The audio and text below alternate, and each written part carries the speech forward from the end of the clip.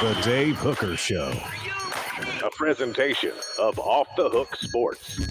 Objective insight, expertise, top guests. Available on YouTube, Apple, Spotify, and the Off the Hook Sports app. Download now for free. Also available on offthehooksports.com. I compute and obey. Now to Dave Hooker. Ready. Here we go. All kinds of good things happening over the weekend for the Vols. We want to talk to you about that. Get on board now. We greatly appreciate that. Good morning to you, Travis, and the others that are on board. A lot to talk about with the orange and white game. Tennessee picks up a commitment as well. And so a lot going on. And Hendon Hooker's draft landing maybe coming a little bit more clear. I'm not sure. There's so much smoke screening that goes on in the NFL draft process. Good morning to you, Smoky Mountain Red. And good morning to you, Caleb Calhoun. How are you, sir? I'm doing good. How are you doing today, Dave? I'm well. I was out on the left coast last week, so thanks for filling in. Greatly appreciate that. And Tennessee hits it up in the orange and white game. I encourage you to go to offthehooksports.com. We have several articles, including Tennessee's newest commitment, that I want to get to as well. But first and foremost, let me get your initial thoughts on the orange and white game before we get to winners and losers, general takeaways, and it'll be brought to you by Craven Wings. But let me go ahead and start with today's tough question, and it's brought to you by Craven Wings. Craven Wings, they had their, I believe, second brunch over the weekend on Saturday. It's phenomenal. Always fresh, never frozen. Craven Wings has fantastic food. And I'm going to go with Jacob Warren. Go with the signature sauce, 87, just like him, and you're absolutely going to love it. Craven Wings, 3 locations. And you definitely need to check them out for fantastic food. More to tell you about Craven Wings coming up and some potential prop bets that are out there. So let's go ahead and get to that now. It's today's tough question. Take a side. Take a stand. The Dave Hooker Show. A presentation of offthehooksports.com. And it is brought to you by Craven Wings. Let me ask you, as I did on our Twitter account, Caleb Calhoun, who won the spring game? Brought to you by Craven Wings. Who won the spring game in your mind? Thoughts? I think it's pretty clear who won the spring game, and he won it by default, and it's Joe Milton. And the reason Joe Milton won the spring game is we saw that even though the potential is there, Nico Iamaleava has some things he's got to work on. He missed on a few throws. His decision-making was questionable at times. His pocket presence was incredible. I think that's the one thing that you should be happy about with the future is Nico's pocket presence is really good for a freshman. But he still has some things he has to develop on, and it really showed who is ahead of who in that offense. So I think by default on that, Joe Milton is the winner because, let's be honest, Gaston Moore is not going to be starting in the fall. I don't care that he had the best game of the 3 quarterbacks. Agreed. And I think a lot of what I've said over the past few weeks needs to be taken into context. I've said all along that I think that Nico Iamaleava will make a real run at this job, but that could be the end of September. That could be after struggles that Joe Milton might have. So I'm not surprised at all that Nico didn't come out and light it up, throw for 380 yards and 12 of 14 passing. I don't think you have to remember spring games and spring practices are orchestrated. So even if I am right in that I think Nico is further along than a lot of people, including Dennis Stott of CBS Sports, give him credit for, you're not going to go out and show that and create a potential quarterback controversy in your one open practice, Caleb. I think we can agree on that. Right, exactly. Particularly when he held out all of the key weapons. I mean, the top 4 receivers that are going to be in the rotation in the fall, Brew McCoy, Ramel Keaton, Squirrel White, and Dante Thornton, none of them played in this game. Jabari Small and Jalen Wright and Dylan Sampson didn't play in this game at running back. And everybody was talking about Cam Seldon and Deshaun Bishop making noise at the running back position. Guys, they were making noise because the fact that they played means that they're not going to play a lot in the fall, because it was very clear Heupel was holding out his biggest weapons, his biggest skill weapons in this game. No doubt. And who can blame him last year after what happened to Cedric Tillman? Now, I know that was during the season. It wasn't the offseason, but who can blame somebody for being a little bit conservative? I wrote a column about how Dylan Sampson was the story of a spring camp, and I still believe that some people didn't quite get the gist of that. I'm not talking about the spring game. Listen, the spring game is you've been to Broadway, Caleb. A spring game is a dress rehearsal that you get to kind of peek behind the curtain for just a little bit. Are they going to show you anything significant now that they're broadcast nationwide? Absolutely not. So I wasn't basing Dylan Sampson off what happened in the spring game. I will still say that I think he is one of the superstars, if not the superstar of spring camp from people I talked to. But there's no reason to go out there and get him roughed up, especially against a bunch of guys too that are probably going to be third string defensive players and second string defensive players. There's no need to show everything. There's no need to show your hand at this point, Caleb, in the whole process, no matter what position we're talking about. Yeah, and I wouldn't even go as far, having been in the pit orchestra of all of my high school musicals. There you go. I would not even go as far as to say it's even a dress rehearsal. Because I would say it's like when you're still working back in the band room and just going through the motions and figuring things out.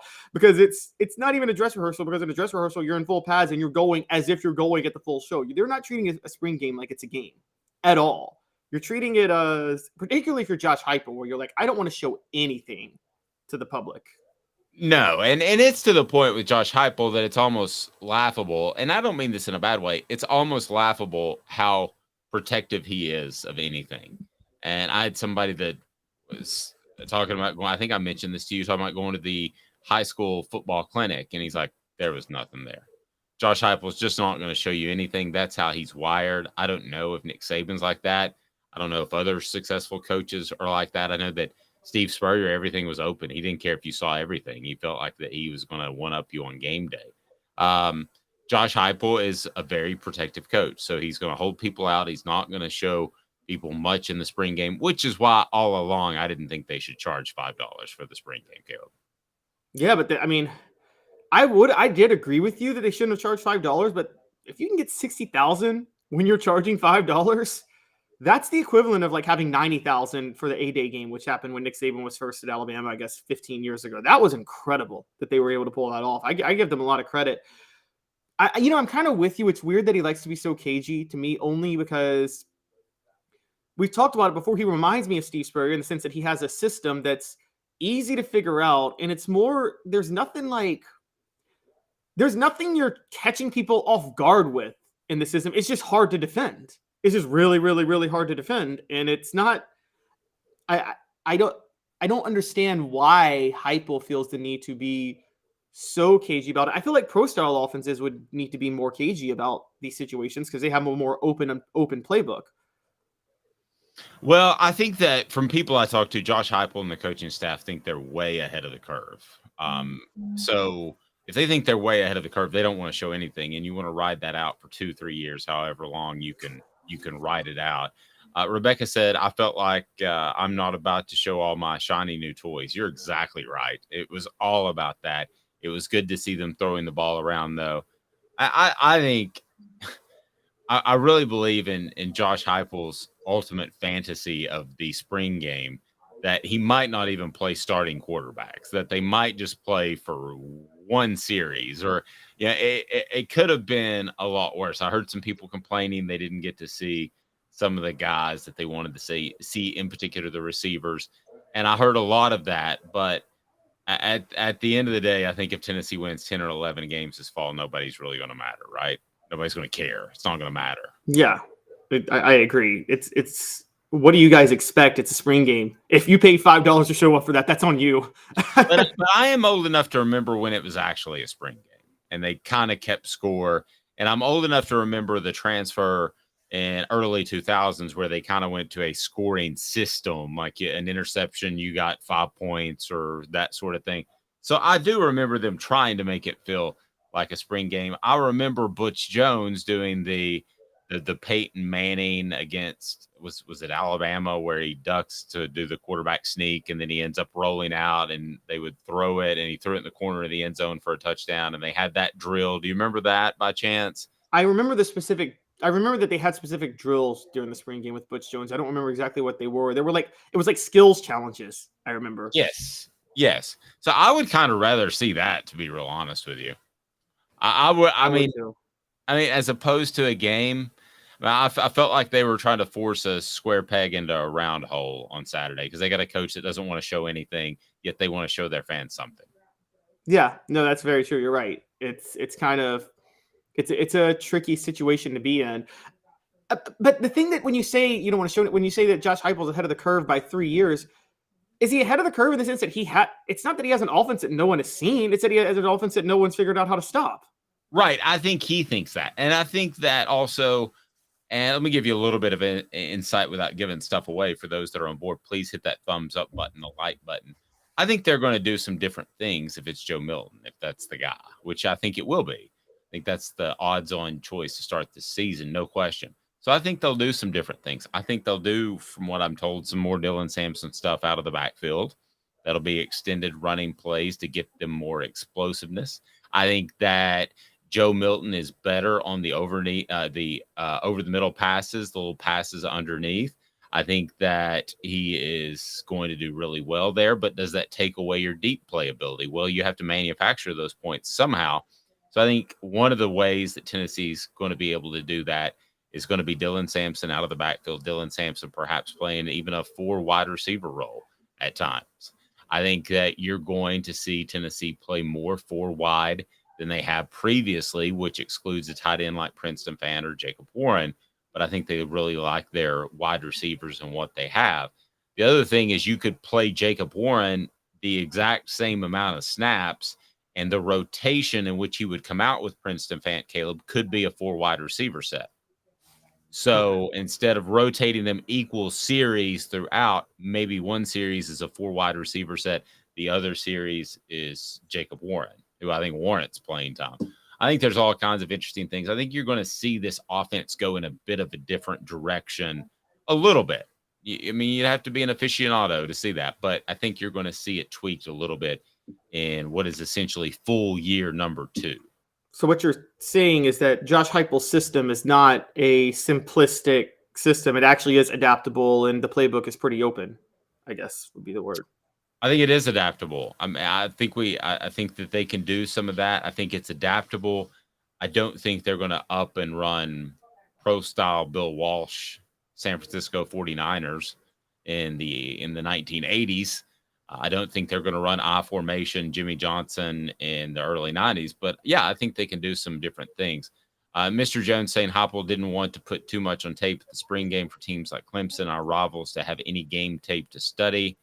I agree with that. I think it's more about opposition than it is about giving away anything new that Josh Heupel might have in his playbook. But I think it is very much about also showing that Joe Milton and Nico are competent quarterbacks, but not showing too much of what they could do. And like I said, I think Milton has a different skill set, Caleb, than Hendon Hooker. And I think they'll do things a little bit different with Joe Milton. But why would you show that to everybody in April? No, you're right. That's a good point. That's a very fair point. And we need to be clear on this. This is what makes Josh Heupel as a head coach who has a, I guess, cutting edge offensive system different from so many other coaches who stick to the same system. Rest in peace, Mike Leach. Great, founder of the air raid offense. But you and I both know Mike Leach had the same exact offense and stuck with it for 25 years. There was really nothing different about it at all.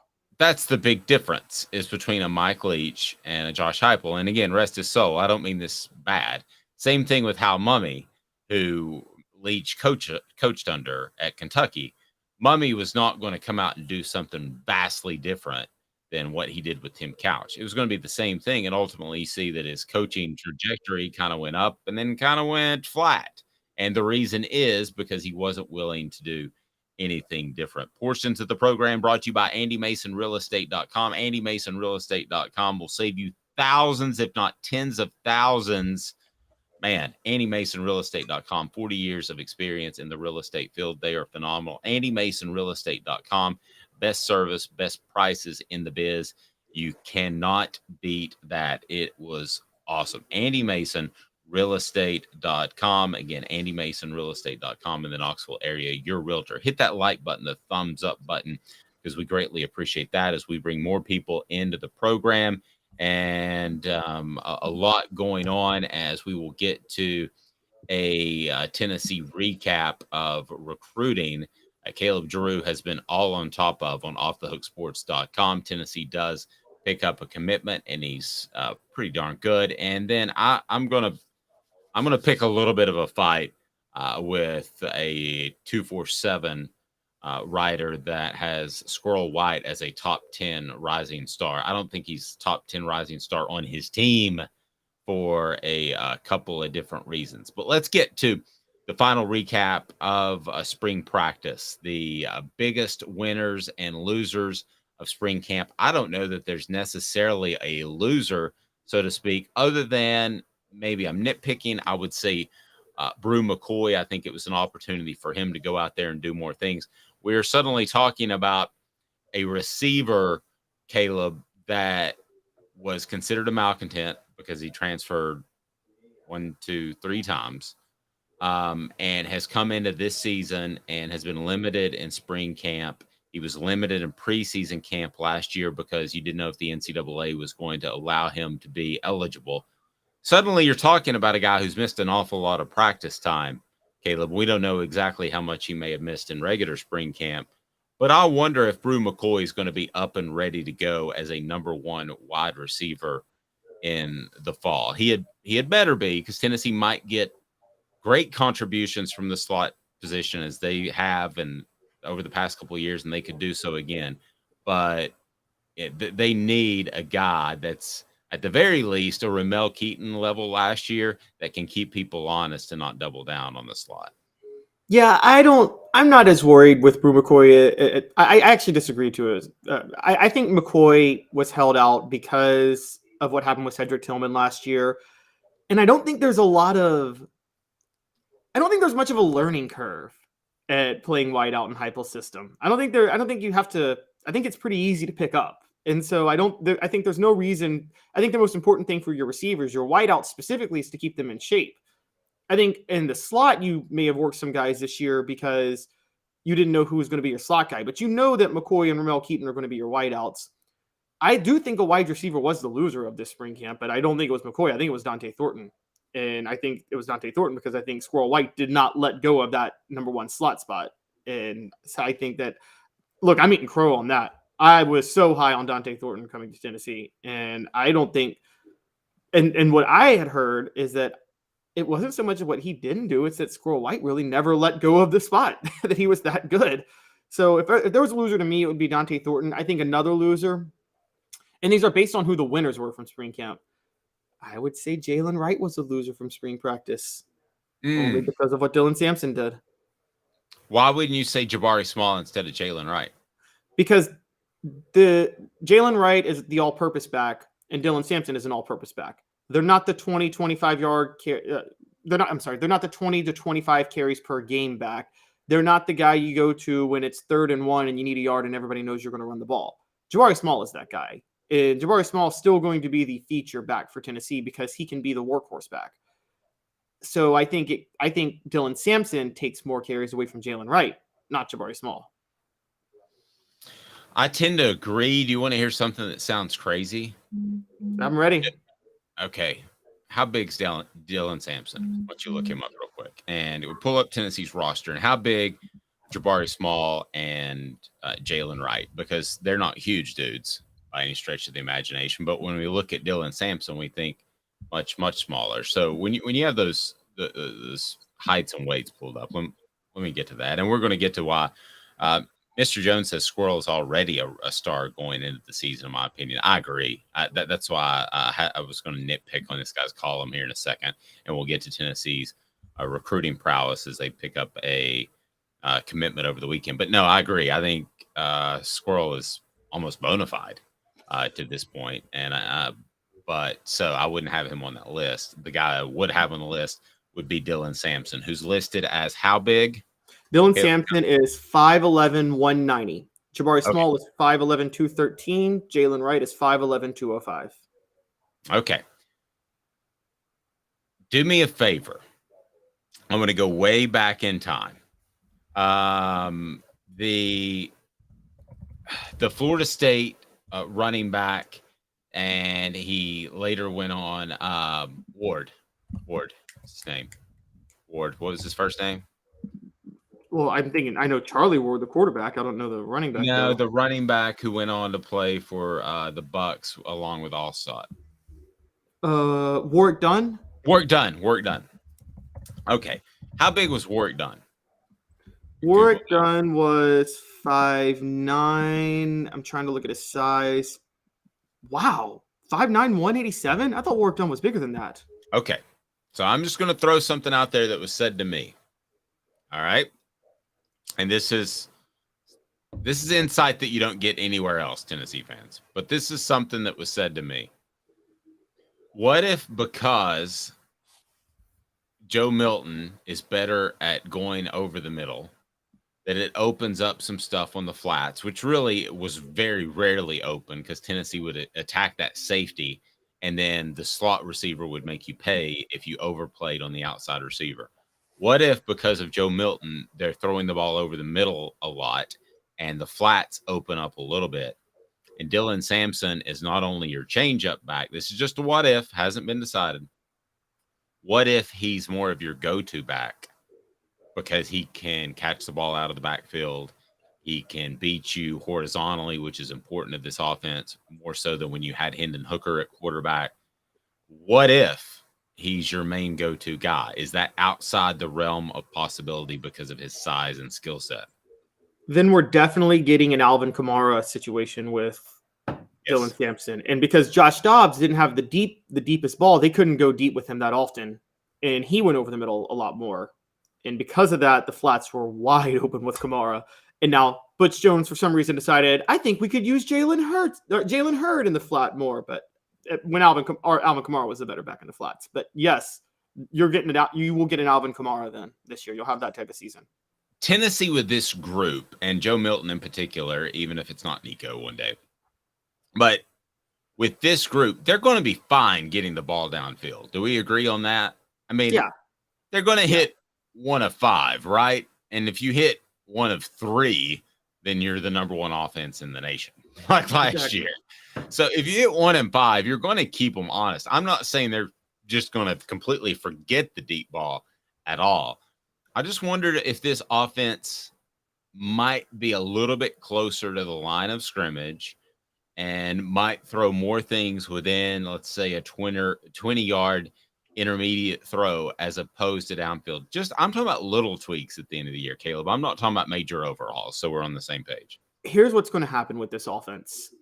And this is what we've noticed in the Clemson game. And I think a lot of people are forgetting this about the Clemson game. It wasn't the same type of offense, not just from the over-the-middle perspective. It wasn't the same type of efficient offense you had with Hendon Hooker. There were lots of drives where Tennessee didn't do anything in that Clemson game. Remember, you're going to see it's going to be weird to watch because there's going to be a lot of drives where Tennessee doesn't score at all or doesn't do anything, and then there will be a few where they do what they need to do, and then you remember those few because it scores enough to win. But because here's the thing, Joe Milton, like you said, is going to miss on deep balls. Those are going to be drive killers, and he's going to miss on a lot more of those deep balls than Hendon Hooker did. And Hendon Hooker didn't hit on all of them. And so I will say this. It's funny. You brought up Anthony. You've brought up in the past, Anthony Richardson is that's the biggest thing for Joe Milton this year is Anthony Richardson's draft stock would help Milton. I think you're going to see Milton's draft stock will be much more of a product of Heupel's offense than it is him. And that's going to be the difference between him and Hooker. I think Hooker did things alone that actually helps his draft stock. I think Joe Milton, the offense itself will allow for him to score on just enough during the year where his draft stock will stay high. But I'm going to be honest, Tennessee's offense is going to be a lot less efficient this year per drive. Fair, but they might be able to run the ball every bit as well. And Darnell Wright's a big loss, but I think that this team is going to continue to develop in the running game. So efficient's kind of a funny word. I would lean more towards the thinking of that Tennessee's not going to be as explosive, and that's going to limit their efficiency underneath, because I think you're going to see safeties walk up a little bit more than they used to. Now, it's up to Joe Milton and Josh Heupel to burn those guys off the line, and then things open up underneath as they did last year. But at the end of the day, I maybe think higher of Dylan Sampson than some that are out there in the community. And I can tell you that a lot of people in Tennessee's football team think very, very highly of Dylan Sampson. So is this some sort of situation in which he could be the every down back? That's saying an awful lot. But could he be more than just the scat back type of guy? Yes, I think so. Go ahead and click on that thumbs up button. The like button helps us bring the program to more people. Just some insight from what I'm hearing. We've got a lot going on today. If you haven't subscribed yet, you have to do that, because we have How About Jacob Warren and Cooper Mays coming up today on our YouTube channel. So there you go. Weigh in. You can do it on the message board as well. It's today's tough question, brought to you by Craven Wings, and it's pretty simple. We can go all over the place. Who is the MVP of the orange and white game? We'll get to that and more. Tennessee with a big commitment. 2 minutes. Back with you with Caleb Calhoun. I'm Dave Hooker, offthehooksports.com.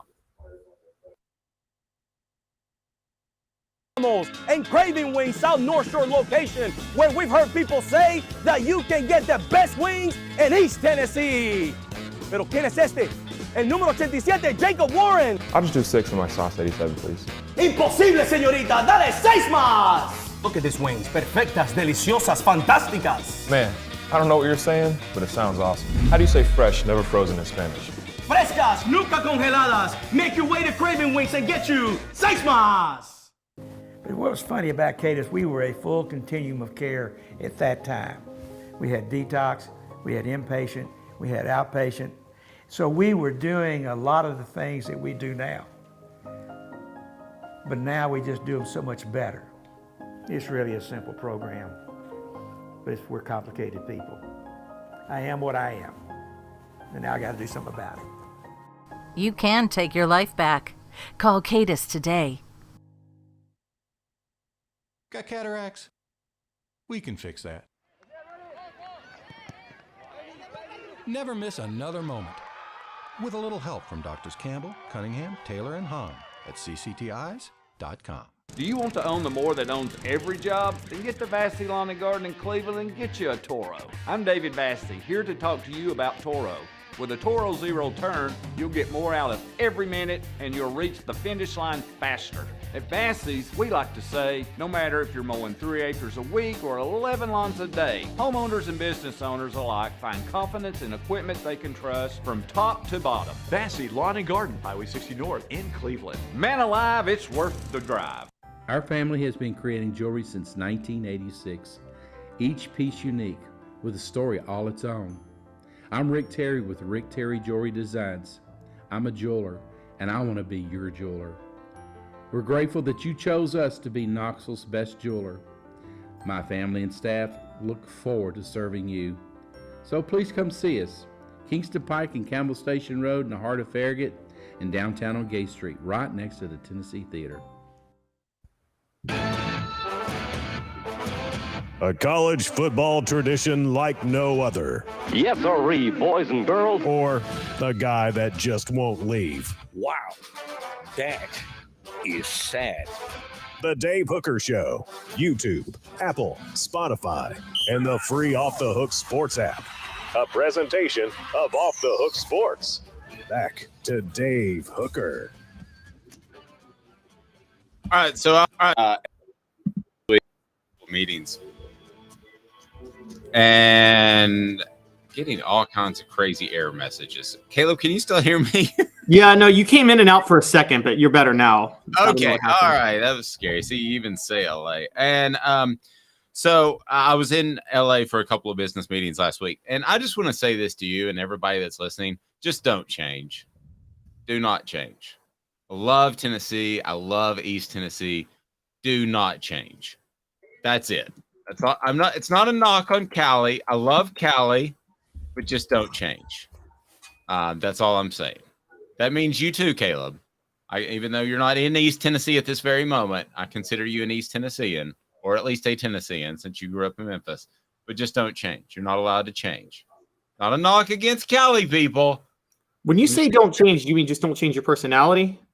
Yes. Okay. Well, why would I change my personality? My personality. I don't know. Your personality's golden. I don't even know what I'm thinking or why I went in that direction. But also the way you drive. Don't change the way you drive. And I've never even driven with you, but I bet better than I won't change the way I drive it. I'm just going to say it. The best thing about having spent enough time in the north now, even though still technically south of the Mason-Dixon line, but north of Washington, D.C., Southerners are terrible drivers. Y'all drive too slow now. Every time I'm back home, what are you saying? Slow. No, the problem is with LA is that they go ahead. No, you go. No, you go. No, you go. And then we're all sitting there like a bunch of idiots. Oh yeah, LA is awful drivers too. By the way, I thought John. It is road rage galore, and I love it. Where in DC? In the DC area is road rage galore. It's get the F out of my way. I got to get where I'm going. Yeah. At least they let you over in LA, which is nice. John said, Hooker, we don't need no stinking Hooker. Caleb did an outstanding job. I agree with that. I thought you were talking about quarterbacks at first. That kind of hurts my feelings. Okay, so let's go ahead and dive into this right now before I remind you that the official craft beer of offthehooksports.com is Zul Beer, XULbeer.com, worldwide award-winning craft beer. They've got parking downtown. It's awesome in downtown Knoxville. You will love Zul Beer, XULbeer.com. They've got some fantastic merch as well. So check them out. Will Backus of 247 gets absolutely blasted and the light shined on him today. And what the H? What the? What was he thinking? Release the hounds. The Dave Hooker Show. Keep cool. A presentation of offthehooksports.com. Top rising stars. By the way, let's jump into this too. Georgia and Alabama are having some interesting quarterback issues. As you look at Tennessee and you think, oh, Nico might pass this Joe Milton guy, and Joe Milton isn't as good as Hooker and all this good stuff. And yeah, Tennessee is, other than having a returning starter, is in the best quarterback position of any school in the SEC. Let me just throw that out there real quick, and we'll discuss Georgia and Alabama.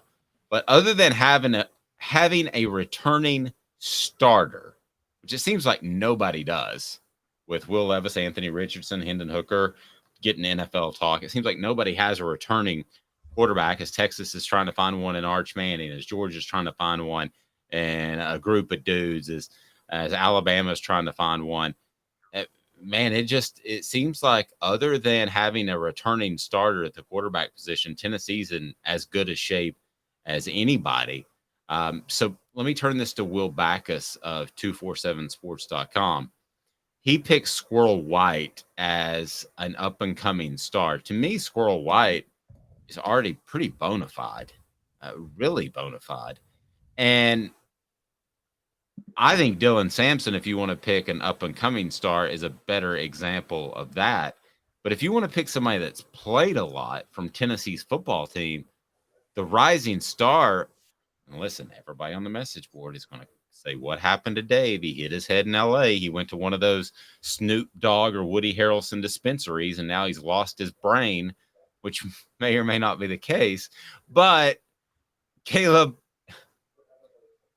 I don't understand how you could have Squirrel White as a rising star when he's already done a lot. If you want to pick a rising star that you know something about, it's Joe Milton on this football team. This is why, and I'm not trying to rip Oh, you're laughing. I'm not trying to rip Will Backus, but here's what happens with some of these national media. They throw a name out there and people get excited. Let me go ahead and tell you what is a fact. A fact is Squirrel White is a dependable product. He is a guy that they know what they can get out of, and we'll see what happens with Dante Thornton. I know you like him a lot. I think they're both going to play. I don't think it's an indictment of Dante Thornton, like you kind of alluded to earlier. But Squirrel White is a known commodity, kids. I mean, they don't go into this season hoping that Squirrel White gives them something. The unknown commodity that could be a star is Dylan Sampson, and I feel like I'm harping on him a little bit today, but listen, if you want to pick somebody that's already played then off Tennessee's football team, it's Joe Milton, because he's held it down. And this is not coming from the stuff that you're reading online and from these press conferences that have absolutely no meaning. This is coming from people I talk to. Joe Milton has held down the job, Caleb, and I wasn't sure that he was going to do so to this point. And he might not do so in September, but he's held down the job. So why is he not your rising star? This is not Dave Hooker talking. Somebody kidnapped Dave Hooker. Somebody went to the Woody Harrelson, I think it's called the Giggly Lounge when I was out in LA. The Woody Harrelson Giggly Lounge. Who kidnapped you, took your hair, and made polyjuice potion to turn into you and come back to East Tennessee to do this radio show? And what is their ultimate goal? Because Dave and the Joe Milton hate of the past 2 months is now saying Joe Milton is the breakout star. Yeah, well, I mean, if you're going to pick, here's my problem with Backus, and I love Backus, okay? I'm not ripping you, buddy, and we may have him on tomorrow. Here's my problem. If you're picking a guy that's already played, it's not Squirrel White. That's not your breakout star. Last year, technically, though. Yeah, but I mean, if Jalen Hyatt's not having the year of all years, Squirrel White plays more, right? But isn't that the point, though? Like, because Jalen Hyatt's gone, Squirrel White then could have the year of all years this year. Maybe that's what he's banking on. Now, I'm with you. I don't think he will, because the offense is different this year than it was last year. There's not going to be but if anybody, the deep ball threat is still going to come from the slot, and it's still going to be Squirrel White. But okay, so let's turn this into, is Squirrel White a known commodity? Yes, I believe he is. So we'll go ahead, and that will be the header of this video. Is Squirrel White a known commodity? And I'll let Caleb write it because he's better at the SEO stuff. But he's a known commodity. Mr. Jones says no one expected T. Martin to replace Manning and go to win the national championship game in '98. Maybe Joe can be the T. Martin to Hooker's Peyton Manning. See? So that's why you take Joe Milton in a list like this. T. Martin wasn't a breakout star in 1998, though. He managed the team as the defense won. I agree. And in the spring, he was incredibly frustrated. By the way, the Celebrate 98 series is going to start before the end of the month. We're excited about that. But T. Martin that spring was incredibly frustrated because they were holding him back. He was frustrated throughout the fall. They're not going to do that with Joe Milton. They can't. That's not the way this offense is built. There's not a great enough defense to lean on. There's not a great enough running game to lean on. So that's why if you want to pick a breakout star, make it Joe Milton, because that's the guy who could win the Heisman in September or October. The guy that wins the Heisman in September, October never actually wins it. But we always say, oh, that guy, that Ron Dane of Wisconsin, boy, he's got that thing locked up in September. I mean, I don't know. Tim Tebow won the Heisman when he was a freshman. He won the Heisman his sophomore year, but he won it when he was a freshman because of all the hype. Well, but I'm just saying with the the only thing that Joe Milton doesn't have going for him is the ultimate lead in, which a lot like players have that have won it before or that have been in the running before. That's all he's missing. He's a good story. He's an opportunity to step into an offense that's already clicking. Joe Milton should, if you want to talk about players that have played, it's not Squirrel White. I mean, they don't have a meeting, Caleb, saying, okay, Brew McCoy's a given. Ramel Keaton's a given. Man, hope you get something out of Squirrel White this year. They're not having that meeting. But it's not about known commodities. It's just about who takes the giant leap forward. Like, again, Squirrel White last year, you're not talking about him when you have Jalen Hyatt, Cedric Tillman, Brew McCoy, Ramel Keaton. You're talking about all four of those receivers before you're talking about Squirrel White. This year, you might be talking about Squirrel White over any of the other guys. It's highly possible. I also am just still, my mind's blown because Dave Hooker last week, Joe Milton loses the starting job at the end of September. Dave Hooker this week, Joe Milton's a Heisman candidate in October. Yeah, it's those Snoop Dogg chips is what it was when I went out to LA. They've got the Snoop Dogg chips. They brag about no CBD, just THC. But they sell those. They're $2 more for the same bag of chips just because they have Snoop Dogg smiling on it. That guy's made one heck of an interesting career out of himself. But see, I don't think he's a top rising star even among his own team. Squirrel White. I think he is a star on his own team. Yeah, but the team may know something. Okay, here's a if we're gonna, since we're bringing up 98, here was a breakout star of 1998. The breakout star of 1998 above anybody else was Travis Henry. Because Jamal Lewis, I'm sorry? Because he had to be, yes. Yes, he had to be. Jamal Lewis was going to be the heart and soul of the offense, goes down for the year. Travis Henry comes in. But Fred could probably talk about this when we have him back on. I feel like the team knew Travis Henry was a great running back. They just thought Jamal Lewis was better. Yes, I think they knew Jamal Lewis was better. Now, I don't think that we knew that Travis Henry was as close to Jamal Lewis as he was, did we? I don't. I think we all were shocked that he could do that. He did what he did when he came. Yeah, at the time I saw Jamal Lewis, and I was like, that guy runs angry. He's a special, different type of player. This is a phenom, and he turned out to be. You know, he ran for 2,000 yards in the NFL. Okay, if you were going to pick a top rising star on this football team, you can't say the name Dylan Sampson, Squirrel White, or Joe Milton. Who are you picking? Dylan top 10 rising star on this football team. And I kind of did. I kind of did a little spin on you there because I've got one that I think's really good, but I kind of played a little mind game with you there. I'm going to see if you follow it. So you can't pick those three. You can't pick Dylan, Joe, and you can't pick Squirrel White. So how about the message board? Who wants to weigh in right now? Travis is still blown away that I'm on the Joe Milton bandwagon. I am. Dave needs a vacation to clear the fog. That's right. And no, I didn't go to eat the Snoop Dogg chips. But Travis says Nico is crying somewhere right now. He's not. All right. So you pick somebody that, and yes, I said Milton and Heisman in the same sense. He'll be in the Heisman conversation if he has the type of spring that keeps Nico on the bench. He had the type of spring that kept Nico on the bench. Well, I mean, the top of fall, excuse me. Mr. says Nathan Leacock may be a sneaky pick for rising star under the radar. That's the type of guy that I'm talking to. We know this team better than the National Riders. No offense to this 247 guy. We know this team better than they do. So I'm going to give you mine. Keenan Pili is the guy who will be the breakout star this year that nobody is talking about right now as of April. Wait a minute.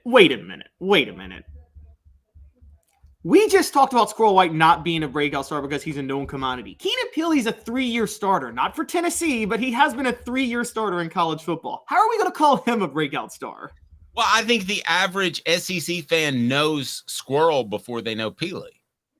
So that's why, to me, he's a breakout star. Now, if we're having this show for our BYU fans, our fans out in Utah, then certainly Keenan Pili is a known commodity, but we're not. We're having that show in the South. So I believe that he will be the guy that at the end of October, no offense to David Pollock, but people like David Pollock are saying, well, man, we weren't talking about this Keenan Pili guy much a couple of months ago, but I think he is going to be a really good player.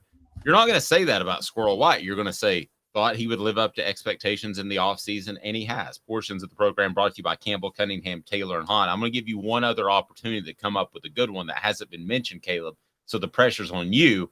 Campbell, Cunningham, Taylor, and Hahn. Look at me. I have no contacts. I have no glasses, and I can tell you that being around the water, that was really awesome in LA last week, not to have to worry about contacts and glasses. Campbell, Cunningham, Taylor, and Hahn, they're local, and they will handle all of your vision needs, whether it's the regular eye appointment checkup with their vision centers, or you need LASIK like I got, or you can also have the cataract surgery. It is fantastic. Mr. Jones goes with Tyler Barron. Travis says that Peely and Beasley going to be thunder and lightning. That's part of my other point. I think Peely, is the guy that is in the middle that you don't have to worry about. You know he's always there, so it frees up Beasley. So I think when we're having this conversation in 4 months from now, Caleb, we're talking about the impact that Peely has had on a football team that is going to be more far-reaching than a Squirrel White or even a Dylan Sampson, my guy, can have this season. I think Peely can have a wide-ranging effect on this defense. So I am on the defensive side. You were so disgusted by the Peely pick because he's been a 3-year starter. I can tell it really bugs you. I don't know if I like that or I don't like that. I want Caleb to be happy, but it's kind of fun to poke the bear every once in a while too. Well, I am with you on the defensive side, but I'm somebody else. And I'm going in the range that Mr. Jones is, but somebody different, because Tyler Barron is not a breakout star. He's a known commodity. I think the other starter this year will be Roman Harrison. Again, not a breakout star. He had 7 tackles for a loss last year. That's a known commodity. Mike Eckler said he was the best new edge rusher in spring camp. However, there's usually 3 edge rushers that rotate in and out. And the third is my breakout star, and that will be James Pierce. Ooh, good job, man. James Pierce. Did I pierce you with that one? We took it too far. You went one too far. I think that's a very solid one. I like that one a lot. Mr. Wait, Jones, where's the rim shot? Mr. Jones said Tyler Barron. See, to me, Tyler Barron is another one of those proven stars. Yeah, he's proven. Tyler Barron to me is not a rising. Maybe he's a rising star. Caleb's thinking you're still jet lagged, Dave. Well, I am. Boy, yesterday was brutal. When you have to leave at your hotel at 4 a.m. Yeah, I'm probably still struggling a little bit. There was a lot of sleep yesterday. Okay, so I'm going to go with Keenan and Pilly, and you're going with now James Pierce. Okay, I like that. Shandavion Bradley is another one, Mr. Jones. Now, see, that's a good one. That's one coming out of left field. The guys that the national people aren't aware of. Another good one, J. Mac Volunteer. Great job, buddy. Arian Carter. Oh, Arian Carter's a great one. We both dropped the ball on him. Yes, that's a great one. I've heard a lot of good things about him in the spring. And who sang the song Mr. Jones? What band was that? Does anybody remember? Mr. Jones, the guy had the big dreadlocks. And because I've got a new Counting Crows. Yes, the Counting Crows. Yeah, that's terrible. David Hobbs said, Mr. Jones says David Hobbs. That would be a great example. We're all on edge rushers to a certain degree. Yeah, is he ready as a true freshman? So Mr. Jones says Counting Crows. Okay, so let me ask you this question because I've been wanting to do this. You have to punch them or punch it. Okay, so you either have to punch the band or punch the ticket that you're going, but you have to pay for the ticket. So I'm guessing the Counting Crows would be around $200 or $300 or so. So you either have to sit through a concert, spend your $200 or $300 and watch the concert, or you can punch them right in the face, and you have to pay. Me too. It's not close. For the record, yeah, these concert tickets are going to get more and more out of whack because this Ticketmaster Live Nation merger that happened in 2010, it needs to be broken up. That was a blatant antitrust violation. Can we start that though as punch them or punch it? So you have to punch them and face the repercussions, legal repercussions, or you punch the ticket, but you have to buy the ticket. Let's do this. Let's do it for coaches and offenses and players. Would you rather pay to see the offense live or just punch the coach who runs the offense right in the face? There's something to that. I like it, but I'm going to have to go Counting Crows, punch them. Punch them or punch it. So you either punch them or punch the ticket, face the legal repercussions, or you can punch the ticket, but you have to buy it. There you go. Travis says Hank Jr. at Thompson Bowling Arena was just $89. Amen to that, brother. Well, I mean, that's probably cheaper than the average age of a Hank Jr. fan. Sorry. That number's lower than the age of a Not Hank Hank Jr. fan. Sr., not Hank Sr., but you go the Hank Jr. route. I still think it's lower than the age of a Hank Jr. See, my generation and younger, the millennials and the Gen Zers, actually would prefer Hank Sr. because there's this new hipster thing on, like in the older artist. So, yeah. I will go with Hank Jr. I will go with Hank Jr., but Travis, I will say that I went to see him in Atlanta one time. He didn't play a single former hit. Played all of his new stuff, and I didn't know any of it, and it was awful. That's what Lil Wayne does in concert. Yeah. All right. So punch him or punch it. All right. So who else? Now we're leaving off a couple of guys in Deshaun Bishop and Cameron Selden. No, total waste. They're not going to play this year. I tend to agree with that. Yeah. I thought there was something to them trying out at running back. No, they were this was just to keep the other running backs fresh and not play them that much. That's all that was. Which that's not unusual in spring camp. That happens an awful lot. So again, let's get your thoughts on the rising star, as Will Backus has Squirrel White a top 10 rising star. So what the H? Because to me, he is already a bona fide producer. Does he turn into a star? Perhaps. All right. So you had the list. I'm having trouble having the list come up with the other guys that are in the rising stars for players to watch. Now, a couple of things I wanted to point out as we look around the SEC. Should Georgia fans be worried? Yes. I mean, I don't think Carson Beck has grabbed onto that job based off Kirby Smart's comments, and he could be playing it close to the vest. And should Alabama fans be worried?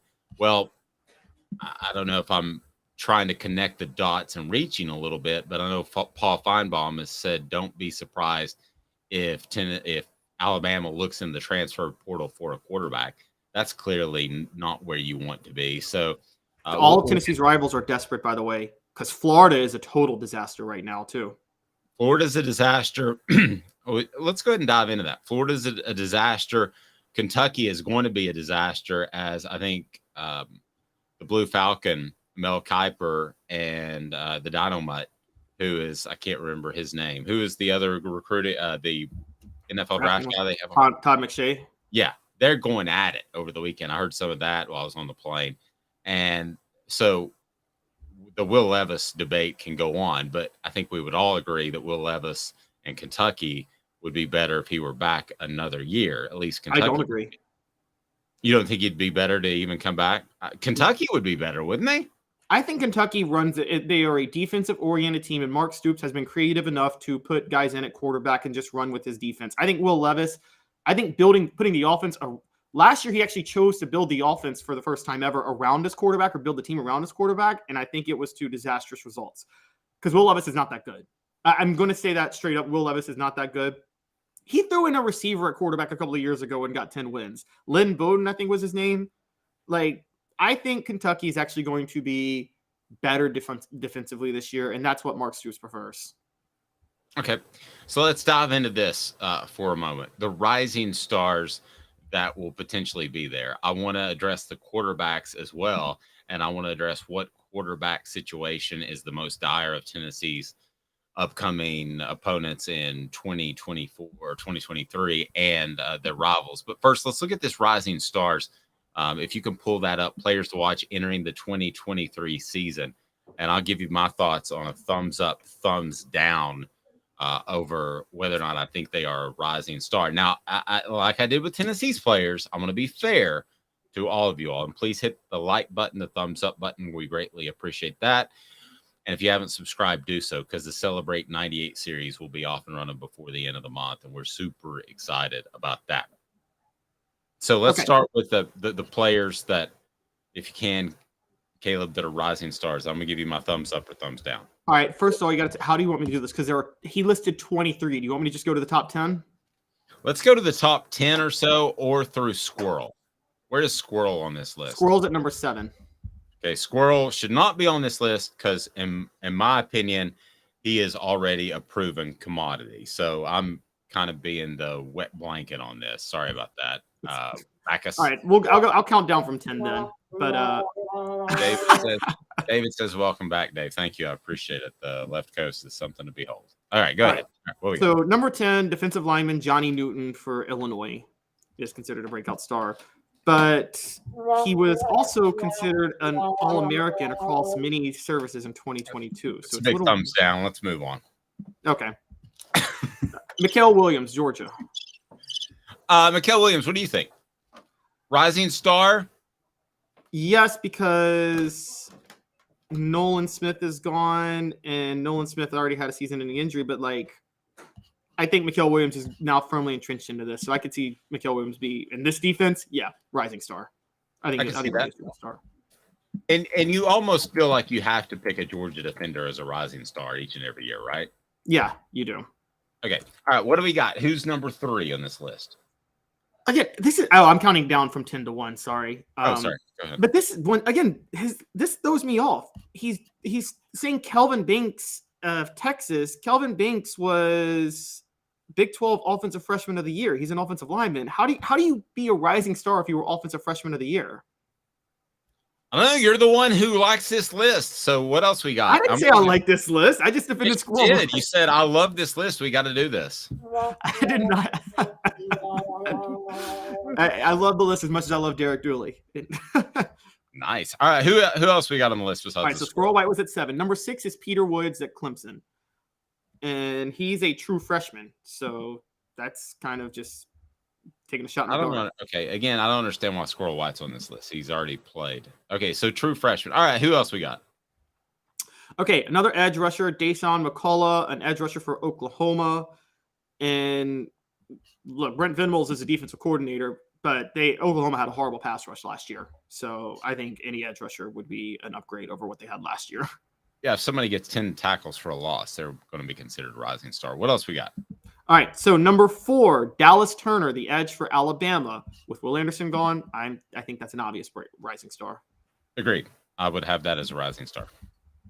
Number 3, Mason Smith, defensive lineman for LSU. He was freshman All-SEC in 2021 and then tore his ACL last year. That's a rising star to me because you're coming off an injury, so I can roll with that one. I agree, and LSU is my breakout team. Don't even get me started. I'm very, very, very high on them. And the more we're talking this sidebar, the more we're talking about the issues with other SEC teams, the higher I am on LSU. Man, because they actually have. Sorry? Man, you do have some sort of weird fascination with LSU. Wind chimes give me the chills, Dave. Just allowed me as a harp. All right, who else is a rising star? Nicholas Singleton, running back at Penn State. And again, 1,000-yard rusher last year. How's that a rising star? I don't know. This is your beloved list. And number 1, here's a big one. This is going to be the one that we could probably talk about the most, but Kyle McCord, the quarterback at Ohio State. I'm not going to pretend to know. I mean, I know about Alabama and Georgia in that they don't have an entrenched guy who's just going to naturally step in, probably back. I don't know who it's going to be at Alabama. If he is the naturally entrenched starter, then I'll say rising star. But I don't know that. I'm not going to pretend to know that Ohio State is the rising star that is just waiting for a quarterback to step in with C.J. Stroud gone. So if he's done his research, I'll give him that. Who else we got? That was it. That was the top 10. All right. That was the top 10 right there. Then in there. I mean, that was not apropos. You have no idea, Caleb, where this show's going now without the pressures of day-to-day spring practice and football season pressing down upon us. We're going to take shots at a bunch of SEC schools, including Tennessee, and have fans come and hate on us. That's what we're going to do. Well, yeah, but we're going to have all kinds of interesting sound effects, including the hut, hut, hut. You remember from Tecmo Bowl, or is that before your time? Oh, gosh. I know. I know Tecmo Bowl. Yes. That's the one where Bo Jackson was unstoppable, right? Yes. And he had hut, hut, hut, and he'd say it real fast. Remember? Mm-hmm. So we gotta work that in there. All right. So rising star on Tennessee's football team. If we're taking out Dylan Sampson and we're taking out Squirrel White, I mean, I think it is Dylan Sampson, but if we went another direction, You would go James Pierce. I would go Keenan Pilley. So Tennessee picks up a big. Yeah, I'm still laughing at Keenan Pilley. I'm just giving you hell for that forever. Why is that a bad one? Rising star. Starter like last 2 years, and somehow is going to be a rising star. In the SEC, that is a different sort of thing. David says I'm on top of my sound effects game. Thank you. You know, Kevin Durant got traded to Phoenix this year. He could be a rising newcomer for Phoenix. He could be. Portions of the program brought to you by Craft Treats. Use the promo code Off the Hook. The promo code Off the Hook and get 20% off. CraftTreats.com. They have the chill pills that have the CBD within the chill pills that will help with your pets' digestive issues, anxiety issues, also arthritis. Helps with my pet a ton. Go to CraftTreats.com and use the promo code chill. Use the promo code Off the Hook for the chill pills. You get 20% off. Any other product, 20% off as well. The promo code Off the Hook. Again, Off the Hook. Go to crafttreats.com. Tennessee's newest commitment and why it is so significant. It's a big one. And the Vols suddenly are pounding on the top 5 classes in the upcoming recruiting cycle. That's strong as well. Remind you that you can always vote in our today's tough question, brought to you by Craven Wings. Never frozen, always fresh, absolutely fantastic. And if you want to get on board there, be sure and do so. Who is the standout of the spring game? You can do so on Twitter or the message board right here. 2 minutes and talk some Tennessee Cruton after this with Caleb Calhoun. I'm Dave Hooker. I know you like the heat. You got to try my signature sauce 87.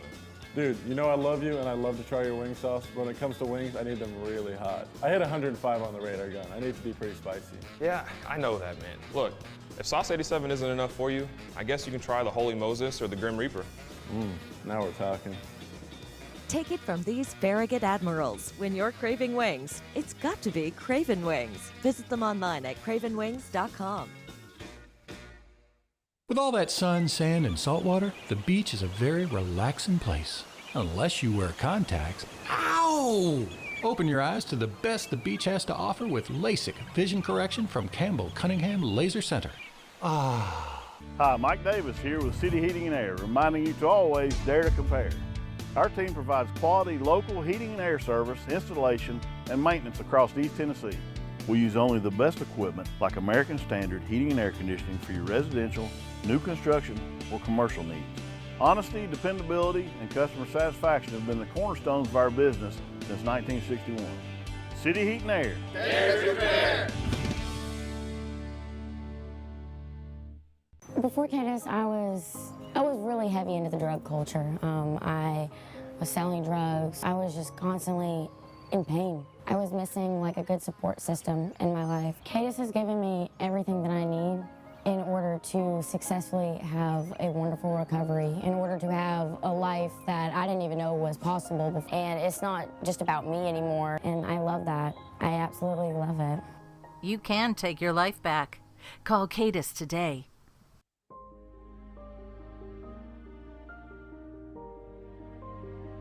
Our family has been creating one-of-a-kind pieces of jewelry in West Knoxville since 1986. Each piece is a combination of unique processes that bring your idea to life. Every day in our shop, a truly special item with a story all its own is being manufactured in our facility, bringing the history and family sentiment into a whole new generation of life. We're grateful that you chose us to be Knoxville's best jeweler, a title that we value and respect. Because to me, being a jeweler and owning a jewelry store are not the same thing. I'm Rick Terry. I'm a jeweler, and we want to be your jeweler. Kingston Pike and Campbell Station Road in the heart of Farragut, and downtown on Gay Street right next to the Tennessee Theater. Who's this guy? Hello, wizard. The Dave Hooker Show, Who? a presentation of Off the Hook Sports, What? YouTube, Apple, Spotify, and the free Off the Hook Sports app. Back to Dave Hooker. Mr. Jones says Nico be the rising star this year. Amen, brother. Put Nico in there. So Yeah. Milton's going to be a Heisman candidate, and Nico's going to be a rising star. All right, is Tennessee go? Oh, you know what? Showing dual quarterbacks. What is the? I feel like Dave has some inside information here. Is Josh Heupel bringing back the single wing, where you don't know who the ball is going to snap to? That would be awesome. David says many people start for 2+ years and are not stars. Also, a star in any other league doesn't equal a star in the SEC. Thank you, David, for having my back. Travis agrees. Keenan Pili is your breakout star for the 2023 season. You're going with some James Pierce cat. Okay, whatever. Is that the first time that Caleb Calhoun has gotten visibly frustrated with me? I don't get frustrated. I just get a kick out of things. I tend to agree. Yeah, I mean, James Pierce is a good one. I like your James Pierce one. See, I like to frustrate my fear is I like to frustrate other people with my takes.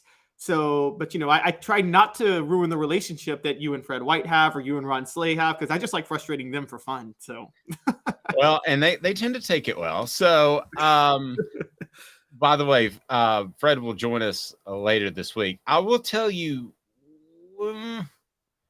So tell us again why your breakout star is James Pierce Jr. I just think that Tennessee is going to have a 3-man rotation at edge rusher with Byron Young gone. And Roman Harrison would have been it because Mike Eckler said he was the best edge rusher in spring camp opposite Tyler Barron.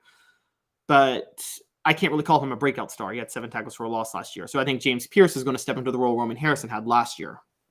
So that's a breakout star. I'm going to say this. The thing that could undermine your take, Joshua Josephs. You're right. I should have said James Pierce or Joshua Josephs. It's one of those two guys, but James Pierce got a little more action in the spring game. But now that I say that out loud, maybe that does mean Joshua Josephs, because if you saw action in the spring game, it probably means you're not the one who's going to see action in the fall, the way Heupel's been going with this. Yeah, I think he makes it a little bit more difficult on your prediction. Because I think he has a better understanding right now than Pierce, and maybe a little bit more physically gifted. But Pierce is the type of guy that during the 2023 season or the 2024 season, the light switch is going to flip, and he's going to turn from a good player to a really good player. And now the message board is saying you're waffling a lot. Caleb Calhoun's Waffling brought to you by City Heating and Air Conditioning, cityheatandair.com. Integrity matters. City Heating and Air Conditioning. Man, you may need a new HVAC unit when the temperatures get warm, but you may not. You may just need a part. Well, with a company like City Heating and Air Conditioning, it's been in town for over 50 years. You know you're going to get the best integrity. Integrity matters. City Heating and Air Conditioning, cityheatandair.com. So they bring you Caleb's Waffling today. Okay. Travis is just mad that I took a shot at Hank Williams Jr. and his fan base. And I just said they're old. You know, you get into the Kid Rock's fan base and start a conversation on Bud Light, which we are not going to do. God, I'm so sick of this conversation on Bud Light. Waffle House, a new sponsor. That's right. We bring Waffle House into the program where Caleb's takes are scattered, smothered, and covered with God knows what. My takes have a lot of flavor, guys. His takes are chunked, diced, and covered. You know what? The reason people get confused is because, by the way, rising star of 2023, Off the Hook Sports guys. Let's just say it, the rising YouTube channel star of 2023 is. Amen to that. And what people don't understand is I don't double down on things with new information. If new information proves me wrong, I'm willing to accept it. Now, it rarely happens because I'm usually right. No, but I will give you that. You are right about, and you and I have a very similar outlook on that. Like, I was told Nico was holding his own midway through camp, and that's when I maybe backed off just a little bit. Some of the things that I've said, but if I'd have been told Nico's starring, that would have been completely separate. 4 downs, and it's brought to you by Bassey Lawn and Garden. We talked some Hendon Hooker, who continues to make waves over the weekend, even though he's not playing the football. It's 4 downs now, brought to you by Bassey Lawn and Garden. 4 downs. 4 questions. 4 answers. The Dave Hooker Show. 4 Downs. A presentation of offthehooksports.com. Vassy Lawn and Garden, Man Alive, it's worth the drive. They've got the industrial mowers. They have the commercial mowers, residential as well in Cleveland. Easy to get to from Knoxville, Nashville, or Chattanooga. Vassy Lawn and Garden, Man Alive. It is worth the drive. You will love it. So I'm going to blow 4 downs kind of out of the water, if you don't mind. And we're going to go extra downs. What are Hendon Hooker's best landing spots? So this is purely from Hendon Hooker's standpoint, not from a content standpoint, not from a team standpoint, but where do you feel like he would best land and best make the biggest impact? Let's start with the team that I think everybody wants him and our listening audience to go to, and that's the Tennessee Titans. Would you give that a thumbs up, thumbs down on essentially what is first down? Caleb Calhoun, would that be a good landing spot? I am a Titans fan, but they are undergoing a massive transition now, and I don't know what the future holds, so I'm going to thumbs down that. If this were 2 years ago, I would. If they were sticking with the same philosophy they had 2 years ago, I'd say thumbs up. But it's hard for me to figure out what they're trying to do long term, so I'm thumbs downing it now. I would have to go thumbs down as well. The Houston Texans. Thumbs down. One of the most incompetent organizations in the history of professional sports. I go thumbs down as well. Indianapolis Colts. I'm going to go thumbs down because they just haven't stuck with any sort of stability the last 3 years. So I can't thumbs up them. I agree. And I'm going to go thumbs down too, because you take out a guy named Peyton Manning, and what has their history been like? Andrew Luck should have been a Hall of Famer. They sent him on suicide. Well, they put him on suicide watch, though, as Stephen A. Smith would say, because they couldn't get him. They could not put an offensive line around him, forced him into early retirement. What we really found out was Peyton Manning was masking a lot of flaws on that offensive line for years. Well, I think he was masking a lot of flaws in that organization. Oh, I agree. I don't even think look, I've said this, and people, hot take, ready. I would not put Reggie Wayne and Marvin Harrison in the Hall of Fame, even though they're going, because I think they were complete products of Peyton. They would have been average guys if it wasn't for Peyton throwing them the ball. I think they got really lucky drafting Peyton, and I think they almost drafted Ryan Leaf. I think it's that bad of an organization, but they got really lucky with Peyton, and he saved them. The Carolina, so I'm going to go thumbs down. That would be a bad fit. Carolina Panthers, thumbs up, thumbs down. Thumbs down. They're starting over, so they're going to try to find a QB that they start immediately. And I don't think Hooker is a guy that can start immediately. I think he needs to sit for a year. I would think they would have the mindset to sit him. But if you're right. With Frank Reich, maybe, but has the game passed Frank Reich by? Well, and Frank Reich typically likes big quarterbacks. Yeah. And, Hooker's in the 6'2", 6'3" range. Excuse me, but he's not in the 6'5" range. So let me throw a couple of others at you. This was on the list, but the New York Jets, who are supposed to land Aaron Rodgers, I think that would actually be a good fit, Caleb, because he would be able to sit behind Aaron Rodgers. But on the flip side, is Aaron Rodgers going to help you at all, or is he just going to try to get his 2 years up? I'm a major thumbs up on this. Who cares if Aaron Rodgers is going to try to help you? The Jets can help you. I mean, Brett Favre didn't help Aaron Rodgers at all, and the Packers helped him. So I don't think the starting quarterback has to help you. You have to help yourself, and you can learn from the starting quarterback, and the Jets can help him. No, I think the Jets is a great situation for Hendon Hooker to go to.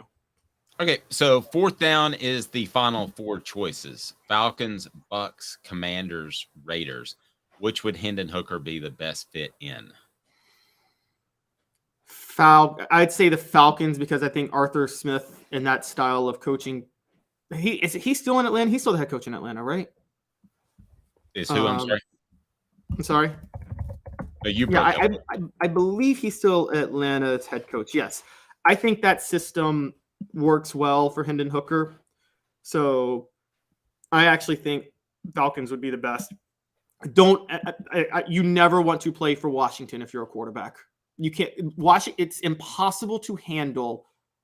It's impossible to handle the amount of adoration you get if you have a little bit of success in Washington. It's impossible to keep it a level head. Ask RG3. Yeah, I don't know that any of these that we mentioned just leap off the page and excite me. other than the Titans, which I think would be a good fit if they took the right direction, which you referred to. Josh McDaniels, who you have at the Raiders, if Hendon Hooker landed at the Raiders, I think that would be a good thing for him. I don't think he's a guy who's going to get into trouble that a lot of me included at 22 years old, probably would have gotten in trouble if I lived in Las Vegas as my first job.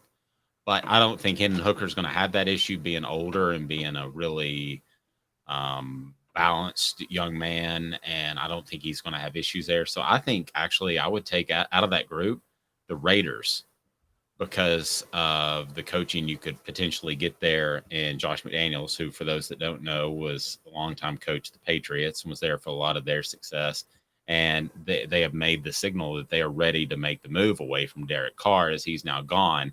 So there's a clean break there, too, as a backdrop. Out of that group, if you had to pick one, who would you pick, Caleb? Because I'd go the Raiders. I wouldn't go to the Raiders, and I'll tell you why. Josh McDaniels, in the Patriots system, you know this, there's a lot of receiver option routes that are more intermediate passing game, and that's Hooker's weakness. I mean, there's not going to be a lot of vertical shots you take in that. That's very true. And I think you need – so I'd still go Atlanta. The team we left out, I mean, because we talked about it, I mean, Seattle's his best team. Seattle is where you want to go if you're Hendon Hooker. No, I totally agree. But Seattle was not on this list of the latest one I pulled up. But I think and Seattle picks later in the first round. So they would either have to trade up or Hooker would have to be in that end of the first round. I hate to say this because this sounds awful, and I like Hendon Hooker, and I hope I'm wrong. But I feel like he is the ultimate smokescreen of this draft. I feel like he is being used as, hey, might creep up into the first 10 picks. Hey, might creep up into the first 5 picks to try to get somebody to move up. I feel like he is the ultimate smokescreen of this draft and will end up going into the first round early second, despite all the optimism about going higher. Oh, I agree. I think that was because it came nothing. It came out of nowhere, if you remember, that you had Mel Kiper and everybody saying, we don't believe in Hendon Hooker. We have all these issues. And that was right after the combine. And then like a week later, with nothing else to show, with no new material whatsoever, all of a sudden Hendon Hooker's draft stock is rising through the roof. That doesn't make sense. The timing is way off. And I think that you're right. Teams are trying to overvalue his stock, hoping someone bites. But look, I'm just going to be honest. Right now, Hendon Hooker is he's tied for my second choice behind Bryce Young, and I'm not so sure I wouldn't take him above CJ Stroud if you're asking me quarterbacks for the NFL. It's easily above Will Levis and Anthony Richardson. Those will be 2 giant busts in the NFL. I agree. I've no debate amongst any of that, and I think that Hooker there's not a safe pick on the board, and that includes Bryce Young because of his size. But I think Hendon Hooker is one of the safest picks because you're hoping that Anthony Richardson turns from a workout star to a player. You're hoping that Will Levis isn't as cocky as he'd come across. So Will Levis has no intangibles, and he's not that good. Yeah, and I think that, honestly, if you looked at this group and you looked at them with an objective eye, I think the safest pick is actually, as crazy as it sounds, Hendon Hooker, other than Bryce Young. To me, Bryce Young has a question mark of his size, but he's just such a playmaker. I think it's him and kind of everybody else. However, that being said, I think Hendon Hooker has very few questions about his ability, which doesn't happen a lot for a guy who could float to the beginning of the second round. So Tennessee, if you haven't checked it out yet, go to offthehooksports.com. They pick up a commitment, a 3-star safety, Idris Farouk. Your thoughts on him and how I'm pronouncing his name? Would you judge that as good, bad, not so great? Dave, what are you doing? I think you did it as good as you could. I think this is still, Josh Heupel is going all in on defensive backs until he can shore up what happened last year. That's so very clear. He's already got Shamar Arno committed for 2025, cornerback. This is a big deal because Tennessee's losing Jalen McCullough after this year. So I think this is again, throwing things at the wall, see what sticks with defensive back. That's what Josh Heupel's doing. When you were off last week, Dave, I brought a little bit of a history lesson. What Josh Heupel's doing with defensive backs is what FDR did during the Great Depression, which is the New Deal. What a lot of people don't know is most of the New Deal programs was FDR throwing stuff at the wall to see what would work. He didn't actually know what was going to work or not work during that time period. And Social Security was just thrown at the wall, like, let's try this. and so that's basically what Josh Heupel is doing at defensive back. He's throwing stuff at the wall, see who he can find. Nope, I would agree with that. Let me tell you a little bit more about Farouk, a 3-star safety who committed to Tennessee over Arkansas, Colorado, Ole Miss, Wisconsin, and Penn State. He visited over the weekend, and he ranks as the number 561 player nationally, number 47 safety, and the number 17 player from Maryland, attends St. Francis Academy in Baltimore. What does that tell you about Tennessee recruiting? It tells me that Tennessee is still willing to be in reach mode, try to get a guy early who other schools haven't identified, and then hold on to him. But the simple fact is, nowadays, with players getting paid in the transfer portal, you don't necessarily have to hold on to him. Let's say, this guy is 6 foot tall, 180 pounds, and he shows up to his first game in the fall, and he's 6 foot tall, 165 pounds, and he hasn't hit the weight room. Nowadays, you can just cut bait with him, and it doesn't hurt your recruiting reputation at all. No, that's true. That's a very good point. And I want to call some people, like Tennessee right now is number 7 in recruiting. Don't get too excited about that. We don't know how it's going to end up in 2024. I still think they're going to have a great class, but you've talked about how the recruiting calendar's moved up, Dave. The truth of the matter is, though, still, even though the calendar's moved up, the elite players, they ain't commit until June at least. The bulk of the elite players aren't going to commit till June. So Alabama has, over the past 5-6 years, has had moments where they're not even in the top 25 in April, and then they're number 1 in June. So, So right now, Tennessee would be 7th overall, which would be it'd be 3rd in the SEC behind Georgia, who's number 1, LSU, who's number 2. So rounding out that top 10, Ohio State in at number 3, Ohio State in at number 2, Michigan number 3, LSU, as I mentioned, number 4, Notre Dame at number 5, Florida State number 6, Tennessee now number 7 with 9 commits, Penn State at number 8, Florida number 9, and Oregon at number 10. The one that deserves a shout out that I get accused of ripping a lot, kudos to South Carolina, who's in at the 11th position and has 6 4-star commitments. So major kudos to them. To be knocking up against the top 10 is pretty significant. I think ultimately South Carolina, though, will be judged in how they compete this season. Their prospects are getting on board early, but what happens if they have shortcomings on their coaching staff, which I believe they do, then do some of these guys bolt in October? We'll see. This is solely based on 2 4-stars they got because they beat Tennessee last year, Cam Pringle and Mazio Bennett. And you're right. Those 2 could easily transfer midway through this upcoming year. And which, by the way, I want to bring this up. Speaking of transfers, Dave, I wanted to know your thoughts because we'll probably have transfer portal news over the next 2 weeks.